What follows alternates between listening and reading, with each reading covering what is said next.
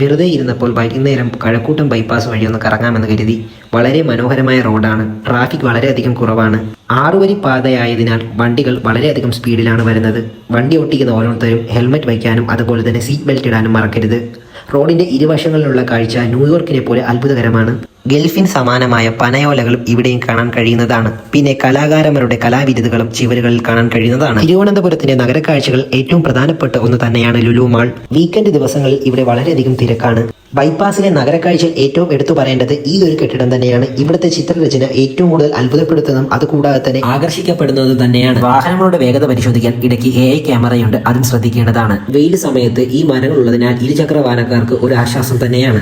അങ്ങനെ ഞങ്ങൾ തിരുവല്ലം ടോളും കഴിഞ്ഞ് മുന്നോട്ട് യാത്ര തുടർന്നു. മത്സ്യബന്ധനത്തിനായി പോകുന്നതാണെന്ന് തോന്നുന്നു. അങ്ങനെ ഒരു കൂട്ടം യുവാക്കളെയും കണ്ടു. മുന്നോട്ടുള്ള യാത്രയിൽ കോവളം ലൈറ്റ് ഹൗസും അതുപോലെ തന്നെ വിഴിഞ്ഞം പോർട്ട് അങ്ങനെയുള്ള ഒരു ചിത്രവും കാണാൻ കഴിഞ്ഞു. പിന്നീട് വിശാലമായ റോഡാണ് കാണാൻ കഴിഞ്ഞത്. ഇനിയും യാത്ര മുന്നോട്ട് നീങ്ങിയാൽ തിരിച്ച് വീടെത്താൻ താമസിക്കും. ഇന്നത്തെ യാത്ര അവസാനിപ്പിക്കുന്നു. നന്ദി.